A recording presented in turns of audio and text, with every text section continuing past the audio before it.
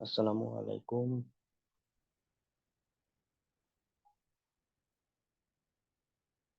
আসসালামু আলাইকুম স্যার। ওয়ালাইকুম আসসালাম। কেমন আছেন? আমরা আলহামদুলিল্লাহ ভালো আছি।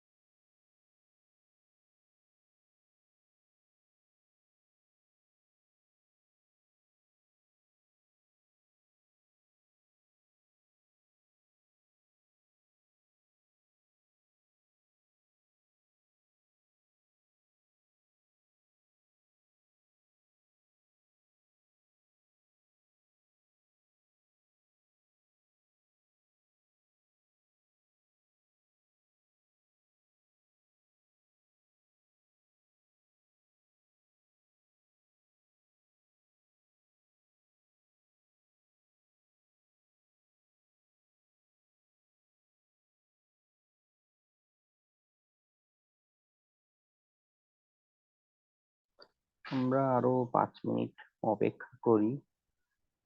তেমন কেউই জয়েন করেনি।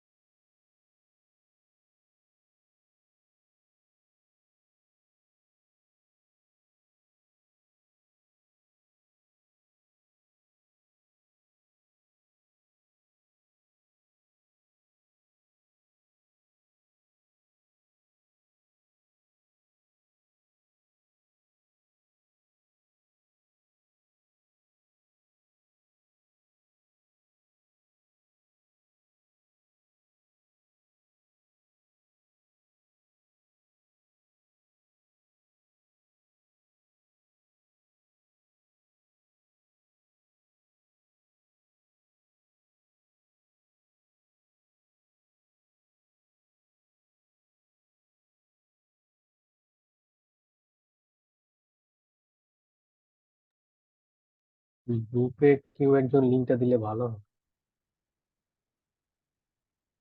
কেউ মেবি জয়েন হতে পারতেছে না।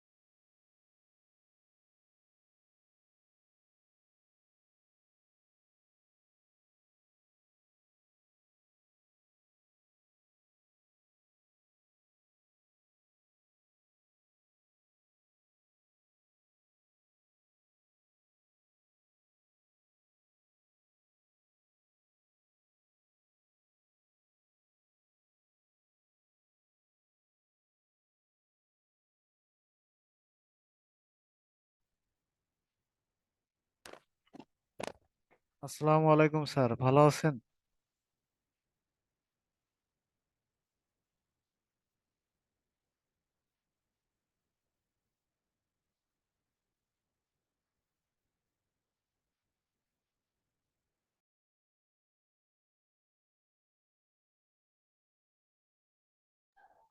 ওয়ালাইকুম আসসালাম, আলহামদুলিল্লাহ ভালো আছি। আহ,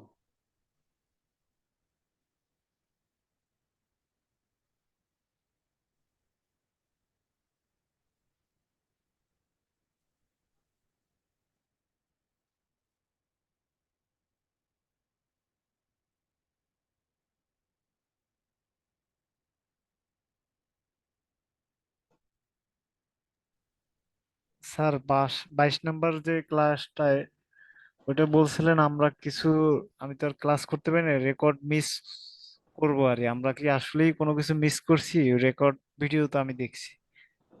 হ্যাঁ, একটা টুলস আমি এক্সট্রা দেখিয়েছিলাম, তো ওই অংশটা।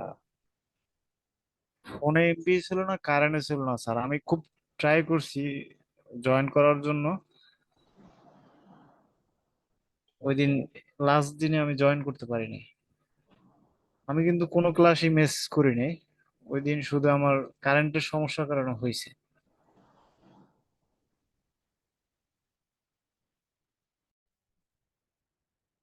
ঠিক আছে,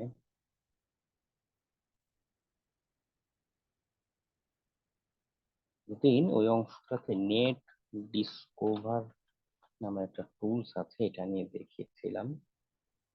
যেহেতু ওই কাজ চলে গিয়েছে, আপনি এটা নিয়ে একটু অনলাইনে দেখে নিতে পারেন, এই টুলসটা নিয়ে আলাদা করে।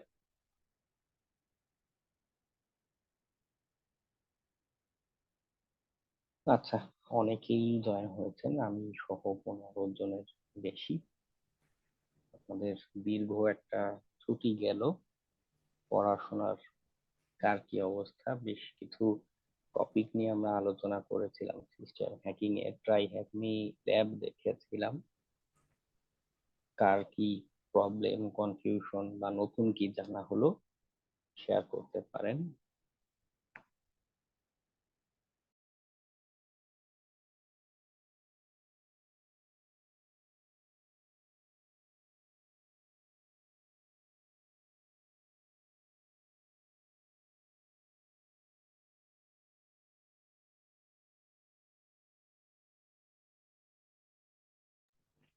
স্যার, যে টুলসটা মিস করেছি, ওই টুলটা একটু নামটা একটু বললে সার্চ করে খুঁজে বের করতাম।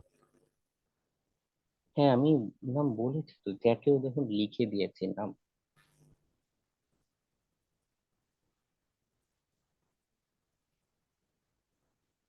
Thank you sir. ঠিক আছে।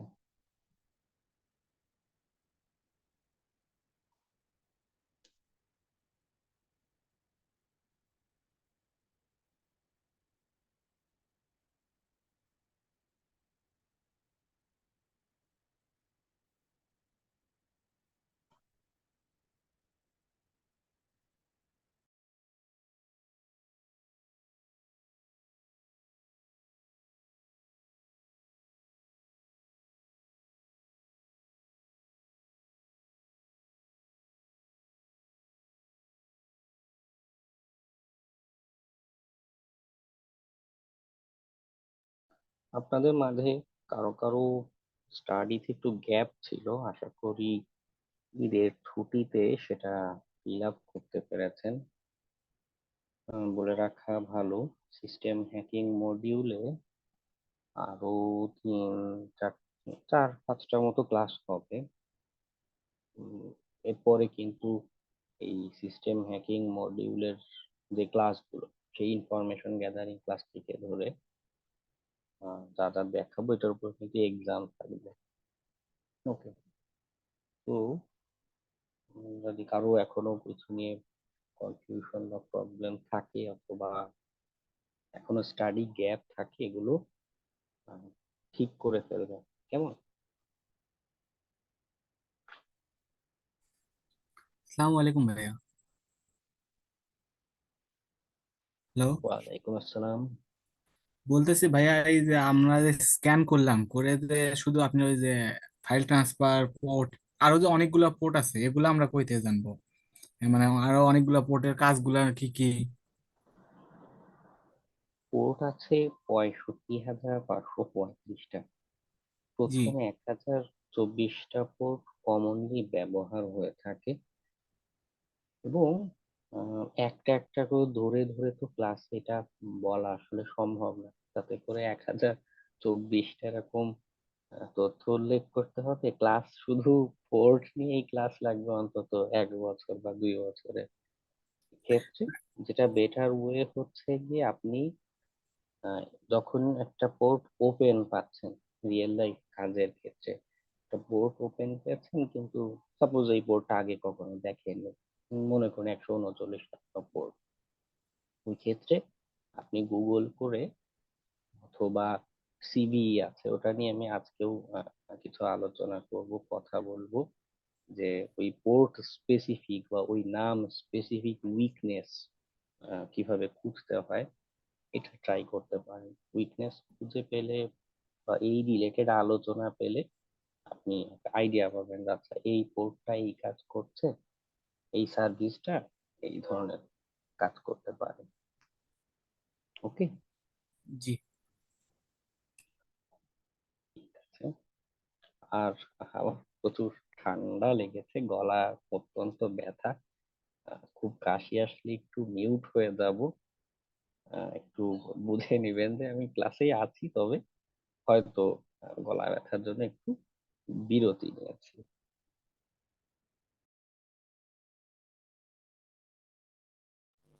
স্যার, নেট ডিসকভার টুলটা রান করার পরবর্তীতে শুধু আমার আইপি গুলো দেখাচ্ছে। হ্যাঁ হ্যাঁ, টার্গেট আইপি গুলোই সে ডিসকভার, টার্গেট আইপি না মানে নেটওয়ার্কে থাকা অন্যান্য আইপি অ্যাড্রেস গুলো সে বের করে দেখাবে। এই জন্যই স্যার আপনি রেকর্ড করে রাখেন না ওই ওই পার্টটা। হ্যাঁ, বুঝছি। যারা রেগুলার ক্লাস করে তাদের জন্য এটা একটা গিফট ছিল, যেহেতু আপনিও রেগুলার থাকেন বিশেষ একটা কারণে সেদিন থাকতে পারেননি। স্যার, আমার যে একটা ক্লাসও মিস নেই স্যার। হ্যাঁ হ্যাঁ, আমি বসে রয়েছি, আমি কতক্ষণ কারেন্ট আসবে আমি ডেস্কটপ ওপেন করবো, আমি এইটার অপেক্ষা বসে আছি। ব্যাকআপের জন্য কোনো ব্যাটারি ট্যাটারি আইপিএস নিতে পারি না, একটু টাকা পয়সার সমস্যা তো, এটার জন্য আর কি। হ্যাঁ হ্যাঁ, এই জন্যই কনসিডার করা হলো। ঠিক আছে স্যার। ওকে,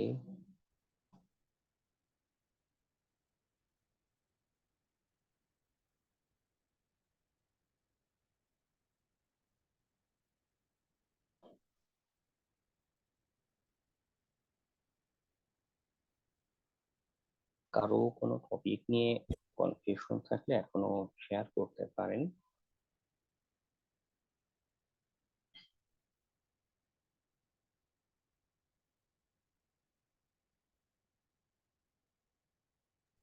স্যার, হ্যাঁ বলুন। আচ্ছা, আমরা যে স্ক্রিপ্ট গুলো ব্যবহার করছি এই সবগুলো কি আমাদের মানে কাজে লাগবে? অনেকগুলো স্ক্রিপ্ট আছে তো। মানে হ্যাঁ আমি আসলে মানে কিছু কিছু ইউজ করছি, মানে প্র্যাকটিস করছি, বাট সবগুলো প্র্যাকটিস করি নাই। তো এক্ষেত্রে কি সমস্যা হইতে পারে পরবর্তীতে? একটু প্র্যাকটিস করে রাখা ভালো, কারণ রিয়েল লাইফে কাজের ক্ষেত্রে যেটা দেখা যায় যে এই সার্ভিস গুলো কম বেশি থাকে ঘুরে ফিরে। একটু প্র্যাকটিস থাকলে একটা কনফিডেন্সও পাওয়া যায়, চট করে মাথায় একটা আইডিয়াও আসে যে আচ্ছা অন্য কিছু অল্টারনেটিভ কিছু ট্রাই করি। রিয়েল টার্গেটের ক্ষেত্রে সবসময় ধরা বাঁধা নেই যে এই সার্ভিস থাকবে, তবে এগুলো কমন বেশি দেখা যায়, এই স্ক্রিপ্ট গুলো সেক্ষেত্রে কাজে লাগার সম্ভাবনা বেশি, প্রবাবিলিটি বেশি। আর আরেকটা প্রশ্ন ছিল স্যার, এটা যদিও জানি না লজিক্যাল কিনা। এটা হলো যে আমরা তো, আমি এর আগে মানে ওয়েব ডেভেলপমেন্ট খুব বেশি করি নাই, বাট টুকটাক যে শিখছি। তো ওইখানে বেশিরভাগই আমাদের মানে প্রতিনিয়তই যে কাজগুলো দিত সেই কাজগুলোর মাধ্যমে আমাদের একটা পোর্টফোলিও তৈরি হইতো। তো এই সাইবার সিকিউরিটি বা ইথিক্যাল হ্যাকিং এ আমাদের পোর্টফোলিওটা কিভাবে তৈরি হবে স্যার? দুই ভাবে হতে পারে। একটা হচ্ছে গিয়ে ওয়েব ডেভেলপমেন্টের ওদের যেটা করে যে নিজেরা এক একটা অ্যাপ্লিকেশন বিল্ড করে, ওটাকে শো করে। ঠিক আছে? এক্ষেত্রে সিকিউরিটির ক্ষেত্রেও পোর্টফোলিওটা হতে পারে যে আপনি নিজে কোনো হ্যাকিং এর এরকম টুলস তৈরি করলেন, ভালো কোনো টুলস, কোনো একটা কাজ করে দিচ্ছে, বা এরকম একাধিক টুলস তৈরি করলেন, এটা একটা পোর্টফোলিও শো করার মতো একটা ওয়ে। আরেকটা খুব বড় ওয়ে বা পোর্টফোলিও হচ্ছে প্রজেক্ট করা, রিয়েল কোনো ক্লায়েন্টের আপনি কোনো একটা টেস্টিং এর কাজ করেছেন। যদি খুব বড় ক্লায়েন্ট হয়, অনেকগুলো অ্যাসেট, তার অনেক ডোমেইন, অনেক ওয়েবসাইট, এগুলো ইন্টারভিউতে বা অন্য পরবর্তীতে যে ক্লায়েন্ট কাজ দিবে, এই ধরনের কাজ আপনার প্রিভিয়াস এক্সপিরিয়েন্স দেখলে সেটাকে ভ্যালু দেয় তারা, এটাকে আলাদা মর্যাদা দিয়ে বিবেচনা করে। সো এই দুইটা ভালো পোর্টফোলিও হতে পারে। বাট ইনিশিয়ালি আমরা কিভাবে আমাদের পোর্টফোলিওটা তৈরি করতে পারবো যেটাতে আমরা মার্কেট প্লেসে অ্যাড করতে পারবো বা আমরা লিঙ্কডইনে দিতে পারবো? এটা ইনিশিয়ালি আমার কি ধরনের মানে কাজ করার মাধ্যমে আমার পোর্টফোলিওটা তৈরি হবে? ইনিশিয়ালি যেহেতু এখনই কোনো ক্লায়েন্ট পাচ্ছেন না, হ্যাঁ মানে আমি এভারেজ হিসাবে বলছি, যে মনে করুন কোনো কাজ, ক্লায়েন্ট পাচ্ছেন না, কাজ নেই, সেক্ষেত্রে আপনি যে কাজ জানেন, আপনি যে হাতে কলমে প্র্যাকটিক্যাল স্কিল আছে, এটা তো বোঝানো দরকার। সেক্ষেত্রে এই যে ট্রাই হ্যাক নিয়ে আছে বা এরকম বিভিন্ন সিটিএফ ইভেন্ট হয়, প্রতিযোগিতা হয়, এই জায়গাগুলোর অর্জনকে পোর্টফোলিও হিসেবে দেখাতে পারেন যে আমি হয়তো এখন কোনো ব্যাংকের সিকিউরিটি টেস্ট করিনি, আমার তো বড় ক্লায়েন্ট হয়তো আমি পাইনি, তবে এই রিলেটেড প্র্যাকটিক্যাল স্কিল যেগুলো লাগে সেটা আমি শো করেছি, এই দেখো সিটিএফ ইভেন্টে দেখিয়েছি, এখানে আমার এরকম এরকম অ্যাচিভমেন্ট আছে। ইনিশিয়ালি এটা একটা ভালো ওয়ে। পাশাপাশি আরেকটা দরকার, আহ সেটা হচ্ছে গিয়ে আহ, আন্তর্জাতিক মানের কিছু সার্টিফিকেশন যদি থাকে, যেমন একটা আছে ইজেপিটি বা সিইএইচ, এই জাতীয় সার্টিফিকেশন থাকলে সেটা একটা ক্লায়েন্টের জন্য ট্রাস্টের একটা জায়গা তৈরি করে, যাতে ও কি বলে অ্যাচিভমেন্ট বা স্কিলটা ভেরিফাইড, একটা স্বীকৃত প্রতিষ্ঠান থেকে একটা ভেরিফিকেশন আছে। আমরা আপনি ওই যে যেটা বললেন যে কোনো টুলস তৈরি করা, এটা তো এখন পর্যন্ত কি আমরা শিখছি এই পর্যন্ত ক্লাসে কিভাবে আমরা একটা না, টুলস তৈরি করতে পারি? সরাসরি টুলস তৈরি করা বা আস্তু কি বলে প্রোডাক্ট ডেভেলপমেন্ট, এটা অন্য ফোকাস এরিয়া হয়ে যায়, ওটা আমাদের এই কোর্সের ভিতরে ইনক্লুড করা পসিবল না। তবে ওটার জন্য আপনার হেল্পিং গাইড, যেটা পাইথন যেটা জানা দরকার পড়ে, সেটা টিউটোরিয়াল আছে, প্লাস এমনি প্রোগ্রামিং এর যে ফান্ডামেন্টাল নলেজ গুলো, সেটা আমরা ফান্ডামেন্টাল মডিউলে কিন্তু দেখে এসেছি, প্রোগ্রামিং প্লাস ডাটাবেজের কনসেপ্ট।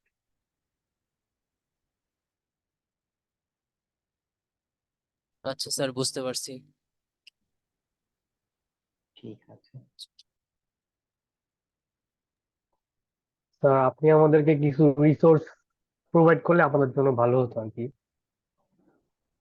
ইনিশিয়ালি যেহেতু মানে এভারেজে সবাই বিগিনার, একদমই আইডিয়া কম, ইনিশিয়ালি ট্রাই হ্যাকনিতে যেই চ্যালেঞ্জ গুলো আছে, রুম গুলো আছে, যে লার্নিং পাথ দেখিয়েছিলাম আপনাদের ল্যাব ক্লাসে, মনে থাকার কথা, এগুলো ফলো করাটা বেটার। একটা আইডিয়া হলে দেন কোর্স শেষে কি বলে সেকেন্ডারি ফেজের গাইডলাইন বা এগুলো দেওয়া যেতে পারে। আগে একটা ভালো বেসিক বিল্ড করো, ট্রাই হ্যাকনি এগুলো দেখে,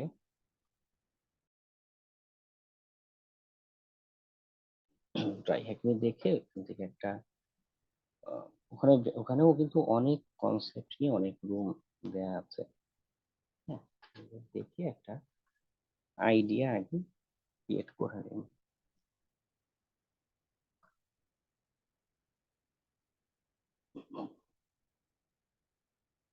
ওকে, বেশ ভালো ভালো কিছু কোশ্চেন করেছেন। আর কারো কোনো কনফিউশন, কোনো কোশ্চেন?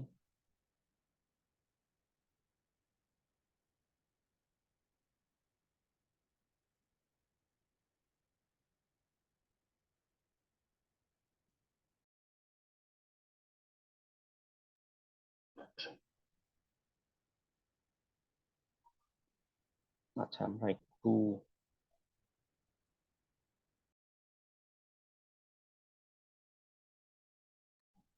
আমি একটু 2 মিনিটের ব্রেক দিচ্ছি, আমি একটু চা বানিয়ে নিয়ে আসি, না হলে আসলে একদমই কথা বলতে পারছি না, অত্যন্ত কাশি হচ্ছে খুব বেশি। ওকে, আমি লাইনেই আছি, আপনাদের কারো কোশ্চেন বা কিছু কিছু থাকলে শেয়ার করতে পারেন। স্যার কি রমজানের সময় ফ্রিজে ঠান্ডা পানি খাইছেন? তেমন একটা না, তবে ঈদের আগের দিন থেকে উম, গতকাল পর্যন্ত 102 ডিগ্রি জ্বর ছিল। সবেমাত্র জ্বর থেকে উঠলাম।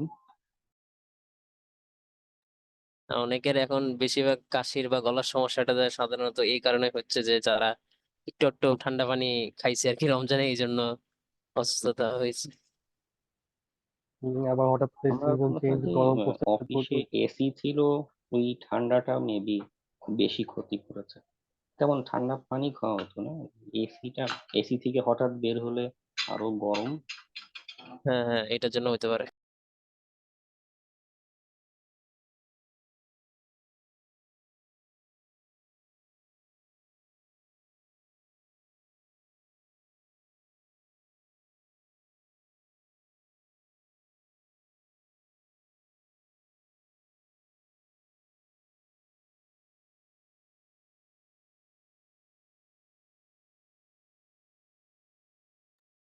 ওকে, আচ্ছা, যা হতে থাকুক।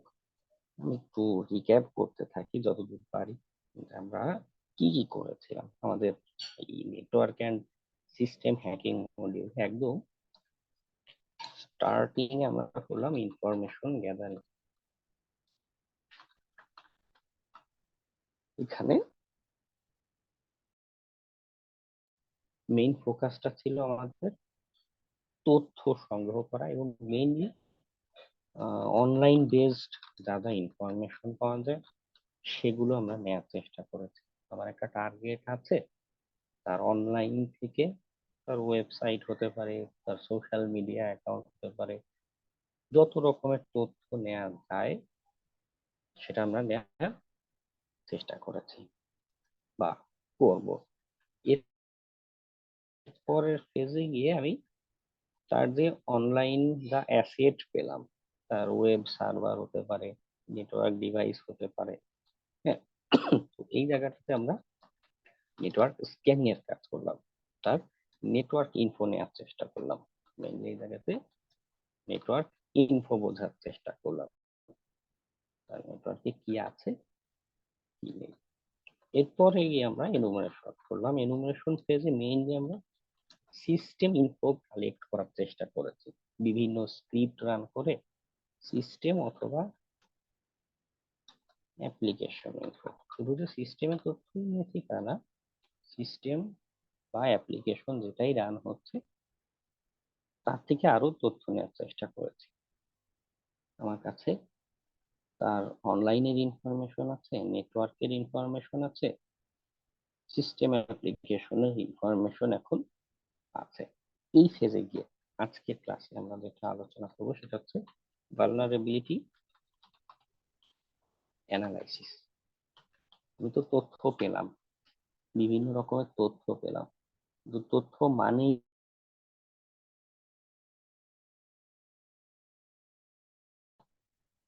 আজকের ক্লাসে আমরা যা যা শিখবো এটা মেইনলি আমাদেরকে এই ডিসিশন নিতে হেল্প করবে যে এটা একটা উইকনেস কিনা, weakness yes or no.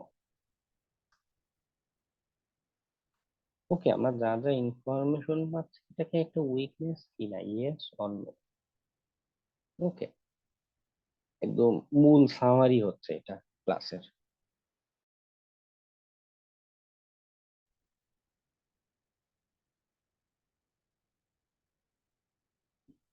Okay,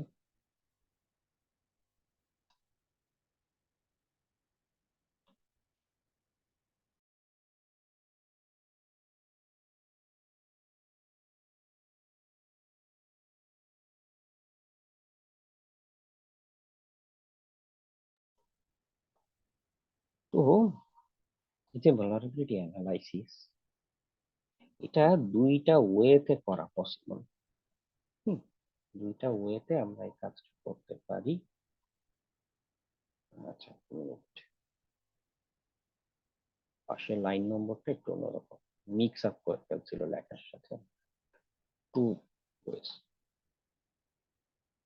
two VA vulnerability analysis দুইটা ওয়েতে করতে পারি। একটা হচ্ছে যথারীতি আমাদের অটোমেটিক ওয়ে, আরেকটা হচ্ছে ম্যানুয়াল ওয়ে।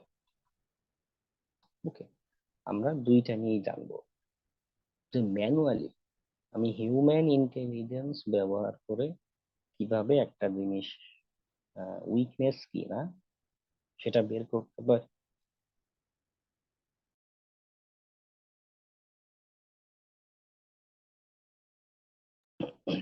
আবার আমাদের অটোমেটিক টুলস আছে, অটোমেটিক টুলস গুলো নিজেই এই কাজ আমাদের অনেক দিক দিয়ে করে দিতে পারে। দুইটা পদ্ধতিরই সুবিধা অসুবিধা আছে। অটোমেটিক থাকতে কেন কষ্ট করে ম্যানুয়াল আলোচনা করবো এটা একটু বলি। কারণ হচ্ছে গিয়ে আমরা রিয়েল লাইফে কাজের সময় যদি এমন হয় যে আমার হাতে খুব বেশি সময় নেই, হ্যাঁ, অটোমেটিক এর ক্ষেত্রে ও যেটা করে, ও তো একটা টুলস, ওর ভিতরে অনেকগুলো এরকম প্রোগ্রামিং এর লজিক লেখা আছে। মনে আছে আমরা যখন প্রোগ্রামিং করেছিলাম বিভিন্ন লজিক লেখা শিখেছিলাম, ওর ভিতরে লজিক লেখা, ও এইটার উপর বেস করে ঘুরে ফিরে একটা যাচাই বাছাই করবে। আমি বলছি না দুইটা খারাপ বা একে অপরের প্রতিদ্বন্দ্বী, কিন্তু কিছু কিছু ক্ষেত্রে এমন হতে পারে যে অটোমেটিক টুলস যেটা খুঁজে বের করতে 6 ঘন্টা লাগাচ্ছে, সেটা আপনি ম্যানুয়ালি খুঁজলে 30 সেকেন্ডে করে ফেলতে পারছেন। আবার সবসময় এটা ফিজিবলও হয় না। দেখা যাচ্ছে যে মনে করুন 1000টা শুধু সার্ভারই আছে, সাপোজ আপনার টার্গেটের শুধু সার্ভারের কাউন্টই 1000, এবং তাতে যদি মনে করুন প্রত্যেকটা ঘরে 4টা করে পোর্ট ওপেন থাকে, তাহলে টোটাল 4000 পোর্ট সার্ভিস আপনার সামনে, অন্যান্য নেটওয়ার্ক ডিভাইস ওয়েব অ্যাপ্লিকেশন এগুলো বাদ দিলাম, এরকম বিশাল সিনারিও যদি হয়, হ্যাঁ, তো ওই জায়গায় দেখা যাচ্ছে আপনি শুধু সার্ভার কাউন্ট দেখে আপনি পাগল হয়ে যাবেন। আপনি অ্যানালাইসিস করবেন কি, হ্যাঁ, তখন ওই জায়গাতে আপনার অটোমেটিক জিনিসটা আবার হেল্প করছে। আপনি স্ক্যানারে দিয়ে রাখেন, সে আপনার হয়ে এই কাজগুলো করে দেবে। ওকে, দুইটারই সুবিধা অসুবিধা আছে, ক্ষেত্র বিশেষে আমরা এক একটা অ্যাপ্লাই করে থাকি।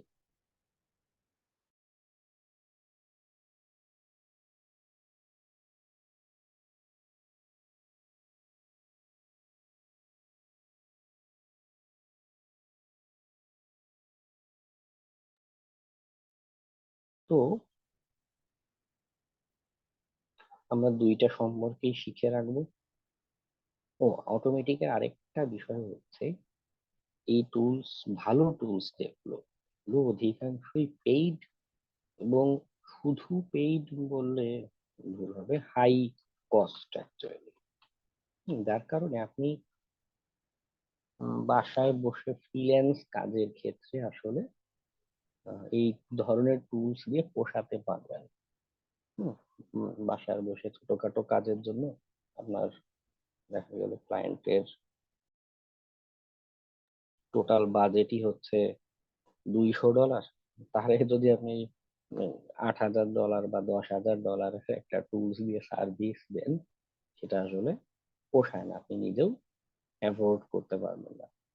অটোমেটিক টুলস গুলো বিগ এন্টারপ্রাইজ গুলোতে ব্যবহার হয়, যারা জব করে, মেনলি বিএপিটি রিলেটেড জব গুলো করে থাকে, এই রিলেটেড পজিশনে বসে বিএপিটি সিকিউরিটি ইঞ্জিনিয়ার অ্যানালিস্ট যে পজিশনই হোক, মূলত এন্টারপ্রাইজ বা প্রতিষ্ঠান এই টুলস গুলো প্রোভাইড করে তাদের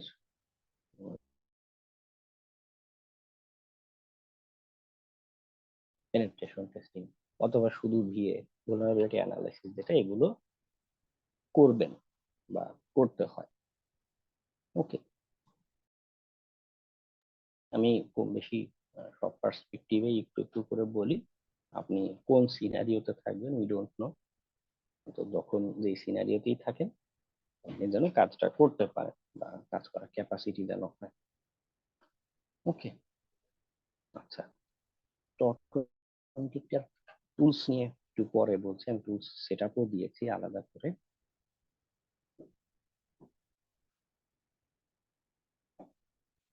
ম্যানুয়াল অংশ নিয়ে বলি।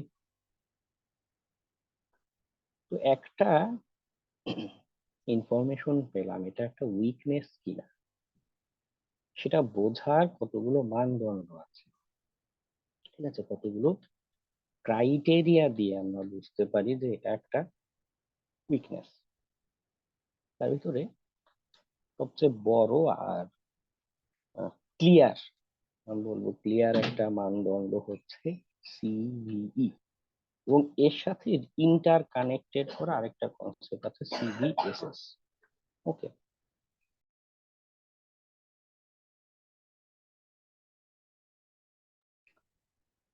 তো এর সাথে ইন্টার কানেক্টেড করা আরেকটা কনসেপ্ট সিভিএসএস। এই সিভি জিনিসটা কি আমাদের বোঝা লাগবে, কারণ এই অটোমেটিক টুলস এর ভিতরেও দেখবো যে সিভি সিভিএসএস এই জিনিসগুলো মেনশন করে। ও আরো একটা জিনিস আছে, সেটা হচ্ছে এক্সপ্লয়েট। এটা নিয়ে আজকে কিছু কথা বলবো সিস্টেম হ্যাকিং এর সামনের ক্লাসে বা তারপরের ক্লাসে এটা নিয়ে আরো কিছু আমরা ল্যাব সলভ করব। ওকে, স্যার এই ক্রাইটেরিয়া বলতে আমরা যে ভালনারেবিলিটি অ্যানালাইসিস উইকনেস আছে কি নাই এটার জন্য ক্রাইটেরিয়া।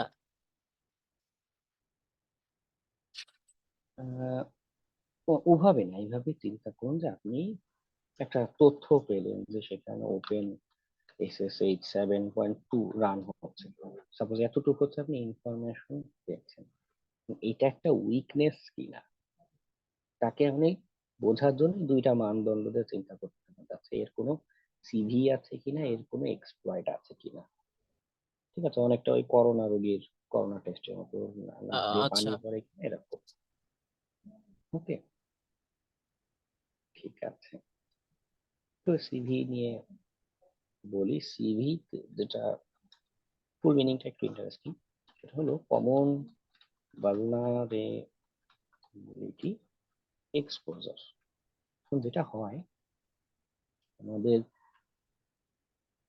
ফেসবুকে যেরকম হয় না, আমরা সবার সাথে শেয়ার করি, ঈদ মোবারক লিখে পোস্ট দেই, বা মনে করুন একটা ঘটনা ঘটলো, চাঁদ দেখা গেল, আমরা সবার সাথে শেয়ার করি।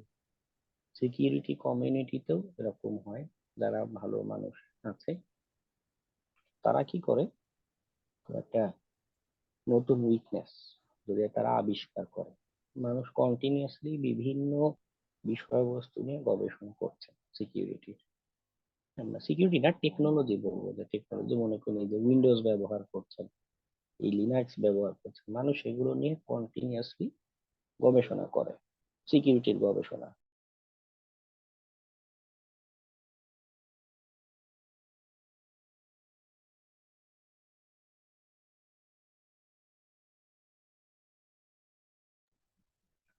তো সিকিউরিটি গবেষণা করতে করতে তারা যখন দেখতে পায় যে আচ্ছা এটার একটা উইকনেস আছে, এই একটা উইকনেস মানুষের এইভাবে ক্ষতি করতে পারে, তখন তারা কি করে, মানুষের কাছে, সমাজের অন্যান্য মানুষের কাছে এটা প্রচার করে দেয়, জানিয়ে দেয় যে তোমরা এটা ফিক্স করো। বা শুধু যে যারা ব্যবহারকারী তারাই জানে তা না, তারা এটা প্রতিষ্ঠাতা, মনে করুন মাইক্রোসফটের একটা এরকম উইন্ডোজ 10 ব্যবহার করছি, তার একটা উইকনেস আছে, এটা ঠিক করবে কে, অবশ্যই মাইক্রোসফট। তো সিভির মাধ্যমে যেটা হচ্ছে, যারা উইন্ডোজ 10 এর ব্যবহারকারী তারাও জানতে পারছে যারা মাইক্রোসফট ইঞ্জিনিয়ার টিম বা যারাই আছে তারাও জানতে পারছে, দুই পক্ষই জানতে পারছে যে আচ্ছা এটা একটা উইকনেস, তারা এটার একটা আপডেট এনে ফেলবে, মানুষ আপডেট করলে ফিক্স হয়ে যাবে বিষয়টা। ওকে, মানুষকে বিভিন্ন ভাবে উপকার করছে। তো ওই যে প্রসেসটা, সেটাকে বলা হয় সিভিই। এটা কোথায় পায়, কিভাবে পায়, সেটা নিয়ে একটু বলি।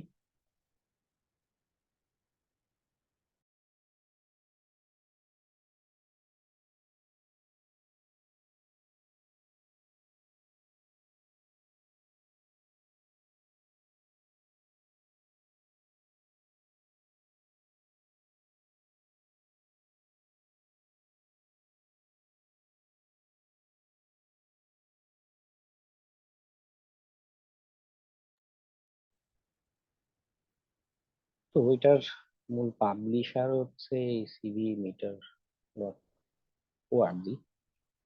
আপনি চাইলেই মন মতো পাবলিশ করে ফেলতে পারেন না। এই প্রতিষ্ঠান আরো আরো কয়েকটা প্রতিষ্ঠান আছে, 6টা মেবি বা আরো কম বেশি হতে পারে, যারা হচ্ছে এটার অথরিটি।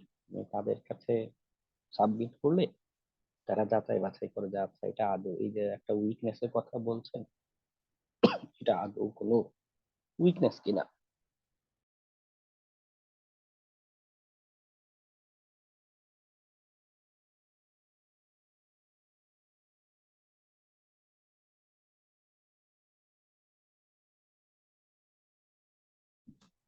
তো তারা যাচাই বাছাই করে এই প্রতিষ্ঠানগুলো একটা কি বলে স্বীকৃতি দেয় যে হ্যাঁ এটা একটা উইকনেস, সবার জন্য এটা এক্সপোজ করা যায়। ওকে, আর এই সাইটটা হচ্ছে প্রত্যেকটা সিভির ডিটেইলস নিয়ে বলে। আমি এই সাইটে পরে আসছি, আগে একটা সিভি নিয়ে বলি। সিভি খুঁজে পাবো কি করে? ওদের এখানে সিভি যে সার্চ সিভি লিস্ট একটা অপশন আছে, কি সার্চ করব? এই যে আমরা এখানে স্ক্যান গুলো করেছিলাম, সেখানে বিভিন্ন তথ্য পেয়েছিলাম। সাপোজ আমি সেখানে একটা তথ্য পেয়েছিলাম এরকম, ফর এক্সাম্পল আমি কোনো একটা তথ্য পেলাম যে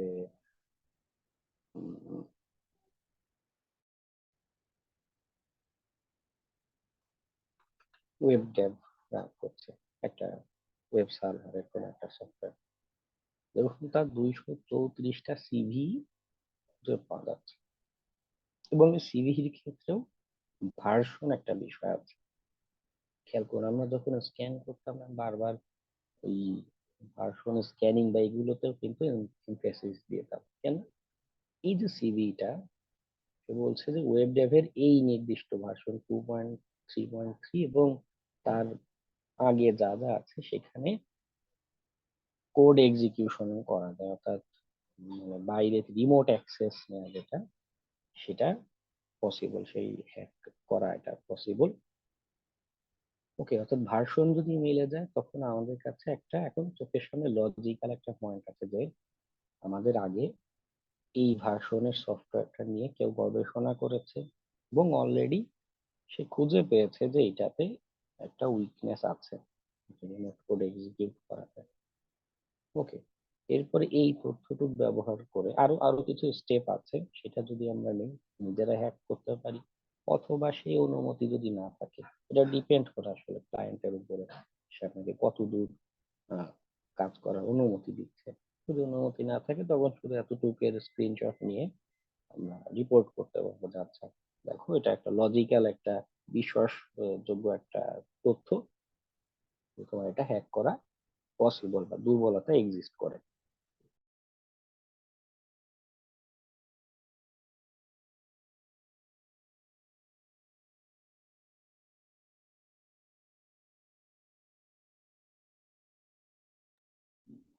তো এই সিভি গুলোর নাম্বারিংটাও একটু খেয়াল করলে বেটার। এটা হয় যে এর প্রথম অংশ হচ্ছে কত সালে পাবলিশ হচ্ছে, 24 সাল 23 সাল সেটা, আর এরপরে ওই সালের কত নম্বর সিভি, এটা মেনশন করা হয়ে থাকে নর্মালি। ওকে, তো আমি শুধু এতটুকু পেলাম। এখানে ক্লিক করলেও আমাকে আরো তথ্য দেখাবে। তবে এই যে আরেকটা সাইট cvdetails.com, এখানে যদি আসি, ও আর একটু বেশি তথ্য দেখাতে পারে।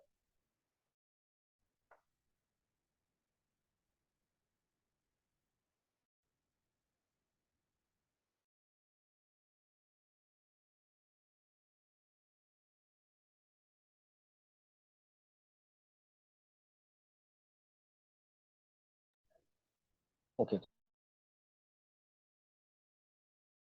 তো এখানে দেখা যাচ্ছে যে তার একটা বিস্তারিত বর্ণনা দেয়। এখন কথা হচ্ছে যে মানে এখানে কোনো শর্টকাট নেই যে আচ্ছা এই সূত্র বা এইটা দেখলেই বুঝে যাবে। এক একটা সিভি এক একটা এক এক উইকনেস ছিল।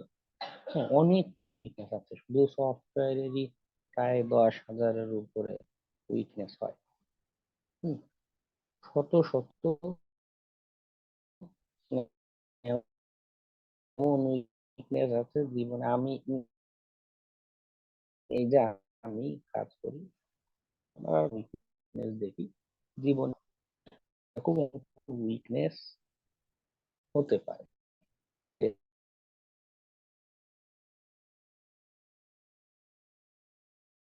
টেস্ট করে ওই সিনারিও গুলোতে যেটা করণীয় আমাদের ভিতরে লেখাগুলো পড়তে হবে।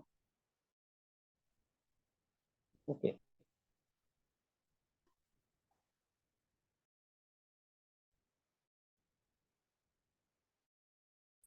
হ্যাঁ, এখন শোনা যাচ্ছে। মাঝখানে নেটওয়ার্কটা ড্রপ করেছি। কোন পর্যন্ত শুনতে পেয়েছিলেন আপনারা?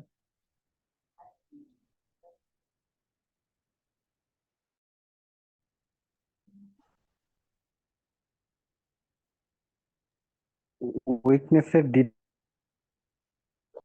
দেখার জন্য ওই ভিতরে ঢুকতে হবে ওই পর্যন্ত। আচ্ছা আচ্ছা, হ্যাঁ হ্যাঁ, ওকে। তো যেটা বলছিলাম যে আমাদের সিভি অনেক ধরনের উইকনেস নিয়ে থাকতে পারে, অনেক উইকনেস আছে। যেটা বলছিলাম যে আহ, আপনি হয়তো সব উইকনেসের নাম জানবেন না বা বুঝবেন না, এটাই খুব নর্মাল। ওই সিনারিও গুলোতে কি করতে হবে, সিভিটার ডিটেলসে এসে উম এই যে ভিতরে যে লেখাগুলো, এটা খেয়াল করতে হবে যে অ্যাকচুয়ালি এটা কিসের সিভি, এটা অ্যাকচুয়ালি কি কাজ করবে। ওকে, এবং এর নিচে রেফারেন্স লিংক দেয়া, এটাও আমাদের জন্য ইম্পর্টেন্ট। অনেক সময় কি হয়, এই যে সিভি, ওটাকে হ্যাক করার কোনো স্ক্রিপ্ট বা টুলস এই রেফারেন্স বা এই জায়গাগুলোতে অনেকেই দিয়ে থাকে বা লিখে থাকে। হুম, এবং এটা একটা, বিশেষ করে গিট হাবের লিঙ্ক গুলো ইন্টারেস্টিং, অনেকেই গিট হাবে টুলস বা এগুলো হোস্ট করে থাকে, যেখানে পুরো পেলোড সহ দিয়ে দিয়েছে যে আপনি যদি এইটা এক্সপ্লয়েট করতে চান, কোনো একটা ওয়েবে গিয়ে টার্গেট ওয়েবে যদি ওয়েব ডেভ থাকে, এই রিকোয়েস্ট পাঠালে আপনি এক্সপ্লয়েট করতে পারবেন। এই ইনজেকশন, বার্ড সুইটের স্ক্রিনশট, সেখানে সরাসরি টুলস না দিলেও এক্সপ্লয়েট করার পুরো টিউটোরিয়ালটাই দিয়ে দিয়েছে এখানে। ওকে, মানে এটা তাহলে কনফিউশনের জায়গাটা আরো কমে গেল, আচ্ছা কিভাবে কি করতে হবে সেটার একটা বর্ণনা এখানে। তবে সবাই যে এরকম ভালো এরকম দিয়ে দিবে তা না, তারপরেও আমাদের খুঁজতে হবে যতটা আইডিয়া করা যায়, তথ্য পাওয়া যায়।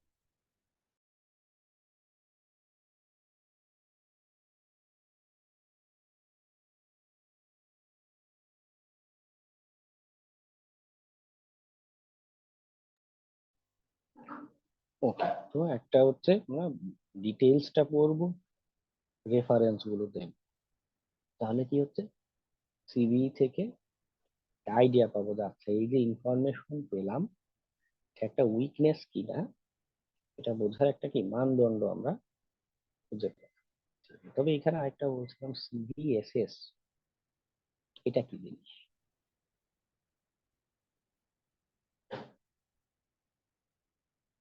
তাহলে এখানে দেয়নি। এখানে দেখুন সিভিএসএস স্কোর রেঞ্জ, সেখানে অনেক ধরনের সিভি আছে, প্রত্যেকটা সিভির সাথে একটা করে সিভিএসএস স্কোর দেয়া থাকে। স্কোর জিনিসটা কি? খুব সহজ একটা উদাহরণ যদি দেই, আমরা এই যে এখন তো কাল বৈশাখীর সময়, তাই না? বৈশাখী ঝড় যখন হয় বা ঘূর্ণি সাইক্লোন যখন হয়, হুম, এই সময়গুলোতে কি হয়, আবহাওয়া অধিদপ্তর থেকে আমাদের একটা নাম্বার মেনশন করে না, যে 3 নম্বর নদী বন্দর সতর্কতা সংকেত, 5 নম্বর সংকেত, খুব বড় ঘূর্ণিঝড় হলে 8 নম্বর বা 9 নম্বর মহাবিপদ সংকেত, এভাবে উল্লেখ করে না? যত বড় তত ভয়ানক, তাই না? 9 হচ্ছে মহাবিপদ, 11 না 12 জানি হাইয়েস্ট, মেবি 11 মহাবিপদ সংকেত 11 নম্বর, মানে একদম খুব ভয়ানক সাইক্লোন হলে। হ্যাঁ, হ্যাঁ। তো বিষয়টা কি বোঝাচ্ছে, একটা নাম্বার দিয়ে, মানে এখানে আপনাকে কিন্তু খুব বেশি কিছু বলা লাগছে না, খুব শর্ট করে জাস্ট একটা নাম্বার দিয়ে ইম্প্যাক্ট, মানে যে কত ভয়ানক, কি ক্ষতি করতে পারে সেটা সহ আপনাকে বুঝিয়ে দিচ্ছে, তাই না? এই সংখ্যা পদ্ধতি ঘূর্ণিঝড়ে সিভিএসএস জিনিসটা এই কাজ করে। আমরা এই যে উইকনেস গুলো দেখতে পাচ্ছি, এই যে সিভি আছে, সিভিই, ওর একটা স্কোরিং দেয়া থাকে, সিভিএসএস স্কোর। নর্মালি সিভিএসএস স্কোর কত, 0 থেকে 10 পর্যন্ত হয়ে থাকে। তো এই স্কোর দেখে কি হচ্ছে, আমরা আইডিয়া করতে পারি। এখানেও 0 মানে হচ্ছে একদমই ইনফরমেটিভ বা লো ক্যাটাগরি, এরপর থেকে যত সংখ্যা বাড়বে, হ্যাঁ, মনে করুন 1 এ যাচ্ছে, 2 বা 5, 5 যদি হয়, কারো স্কোর 5 মানে হচ্ছে মিডিয়াম, মানে মিডিয়াম ঝুঁকি। এটা দিয়ে হয়তো একদমই আমার ব্যবসা প্রতিষ্ঠান সব টাকা পয়সা বা একদম সিস্টেমের অ্যাক্সেস যেটা, এটা হয়তো পাবে না, কিন্তু তথ্য তথ্য চুরি করতে পারবে, নিতে পারবে, এই টাইপের একটা বিষয় মনে হচ্ছে। 8 থেকে খুব সম্ভবত ক্রিটিক্যালের শুরু, হ্যাঁ, এই 8 থেকে 9, 9টা হচ্ছে মেইনলি ক্রিটিক্যাল, 8 থেকে 10 অংশটা ক্রিটিক্যাল বলতে পারি। কি হচ্ছে, এগুলো যদি হয়, মানে ওই সিস্টেমকে পুরো কম্প্রোমাইজ করা সম্ভব। কারো বিষয়টা কিভাবে আপনি বুঝবেন, কারো সিবিএসএস স্কোর যদি 9 থাকে কোন একটা উইকনেসে, বুঝে যাবেন যে এটা একটা বিপদ সংকেত, এটা এখনই ফিক্স করতে হবে, আদারওয়াইজ এই প্রতিষ্ঠান কম্প্রোমাইজ হয়ে যেতে পারে, পুরোপুরি কম্প্রোমাইজ হয়ে যেতে পারে। ওকে, 8-9 এর ভিতরে যাই থাকুক, দেখলেই আমাদের জন্য একটা রেড অ্যালার্ট। এখানে একটা সাথে পরিসংখ্যান দিয়েছে যে 9+ তুলনামূলক কম, কিন্তু অনেক আছে, 7 থেকে 8 স্কোরের সিভি বেশি, অন্যগুলো আছে মিডিয়াম ক্যাটাগরি কম। যা মানুষ উইকনেস খুঁজে পায় বেশিরভাগই আসলে ক্রিটিক্যাল উইকনেস। ওকে, আচ্ছা,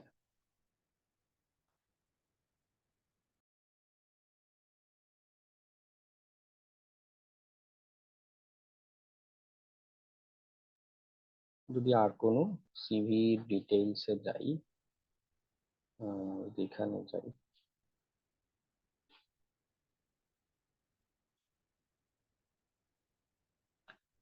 এই সিভি নাম্বারের ডিটেইলস,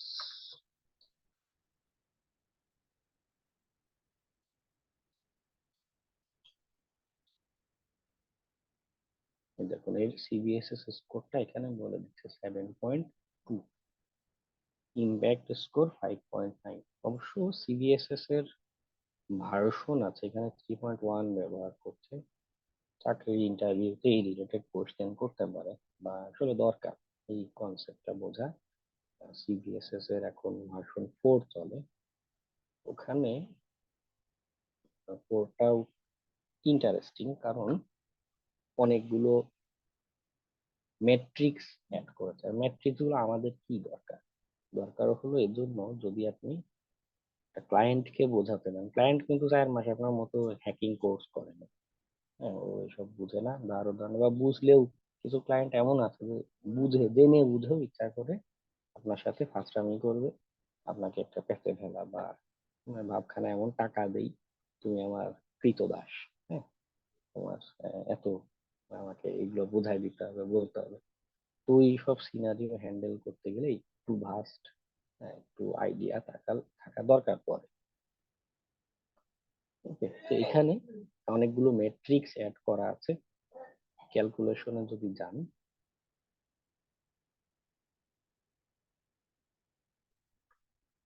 দেখুন এই যে ক্যালকুলেশন মানে চাই যে কেউ চাইলেই কিন্তু আন্দাজে এরকম একটা নাম্বার দিয়ে ফেলতে পারে না।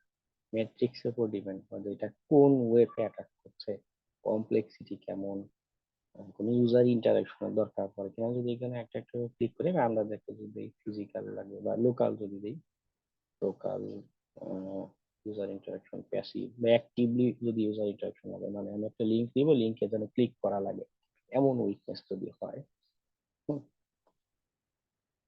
হাই ইন্টিগ্রিটি লো, মানে আমাদের এটা নর্মালি ক্যালকুলেশন এভাবে করা দরকার পড়ে না বা দরকার নেই। কিন্তু জেনে রাখুন যে এরকম ম্যাট্রিক্স যে অনেক কিছুর উপর ডিপেন্ড করে।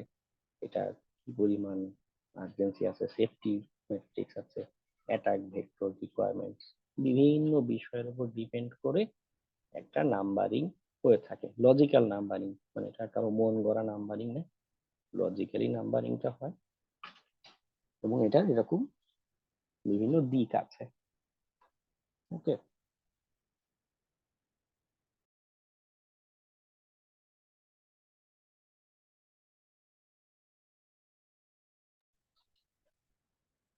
আচ্ছা, সিভি, সিভিএসএস বুঝলাম। আরেকটা ক্রাইটেরিয়া হচ্ছে এক্সপ্লয়েট। সাপোজ একটু ব্যাকে যাই, কোথাও রয়েছে থাকুক, আমরা গুগলে যাই, যখন ওয়েব ডেভ নিয়ে সার্চ করেছিল বা এসএমবি লিখে সার্চ করি, আমরা এসএমবি পড়েছি ক্লাসে, তাই না? এই এসএমবি লিখে তারপর সে যদি এক্সপ্লয়েট শব্দটা জুড়ে দেই, আমাকে এই রিলেটেড এক্সপ্লয়েট শো করবে। মানে আর একটু স্পেসিফিক করে বললে ভালো হতো।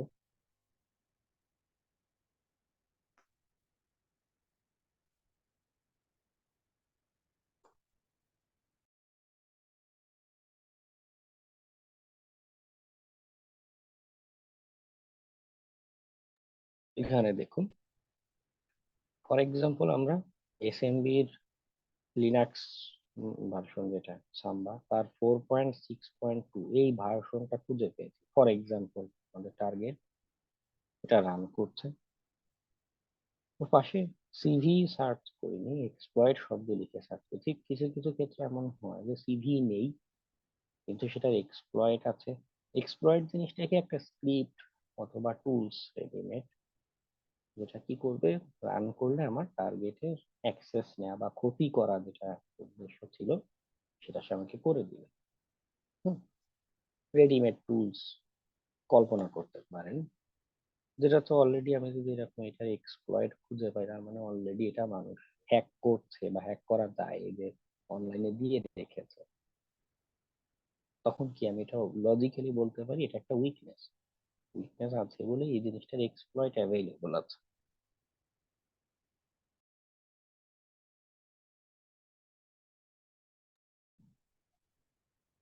ওকে, আচ্ছা, তো আমি আহ, এখানে যদি যাই এক্সপ্লয়েটের জন্য, খুব নির্ভরযোগ্য সাইট হচ্ছে এক্সপ্লয়েট ডিবি। এই কোড গুলো ডাউনলোড করে রান করা আরো কিছু বিষয় আছে, ওইটাতে এখন আপাতত যাব না। এটা আমাদের যেহেতু সিস্টেম হ্যাকিং এর সাথে আরেকটু রিলেটেড কনসেপ্ট, এটা নেক্সট ক্লাসে এই এক্সপ্লয়েট নিয়ে আমরা আরেকটু ডিপ ডাইভ দিব। হুম, আজকে শুধু এতটুকু জেনে রাখি যে এক্সপ্লয়েট নামেও একটা বস্তু আছে, তারা এরকম স্ক্রিপ্ট বা টুলস হয়ে থাকে। যদি কোনো আমার অ্যাপ্লিকেশন বা সার্ভিসের বিপরীতে তার এক্সপ্লয়েট খুঁজে পাই, তখন কি দাঁড়াচ্ছে, সেটা একটা উইকনেস, তাই না? আমাদের ক্রাইটেরিয়া কি কি বলেছে, আমি সিভি খুঁজে পাবো অথবা এক্সপ্লয়েট খুঁজে পাবো। ওকে, স্যার এটা যদি একটা টুল হয় তাহলে এটার মানে কি বিভিন্ন ভার্সন আছে? হ্যাঁ হ্যাঁ, মানে এটা আরো কথা আছে, এটা এই জন্যই পরে ক্লাসে বলবো। ও, আচ্ছা ঠিক আছে। এটা রান করারও আরো কিছু ওয়ে আছে। এটা রান করলে আমরা কি সিভি মানে ওইটাও রান করা যাবে?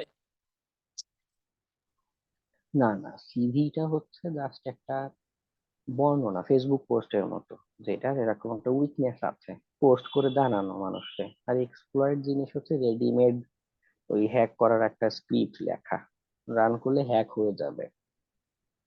তার মানে সিভির সাথে শুধু সিভিএসএস ইন্টার রিলেটেড, তাই না স্যার? হ্যাঁ হ্যাঁ, অনেক সময় সিভির উপর বেস করে এক্সপ্লয়েট বানানো থাকতে পারে, মানে দুইটাই আছে, তার একটা সিভি আছে, তার উপর বেস করে একটা এক্সপ্লয়েটও বানানো আছে। আচ্ছা ঠিক আছে। ওকে, সিভিটা হচ্ছে একটা পরিচিতি বা একটা সার্টিফিকেট মতো, যেটার একটা উইকনেস। ওকে, আমরা এক্সপ্লয়েট নে- ডাটাবেজের ওখানে তো সিভি দেওয়াই আছে আপনার হ্যাঁ হ্যাঁ information। হ্যাঁ হ্যাঁ, সিভির উপর বেস করে অনেকে এক্সপ্লয়েট বানায়, তো তখন ওটার ডিটেইলসও দেয়া থাকে। ওকে,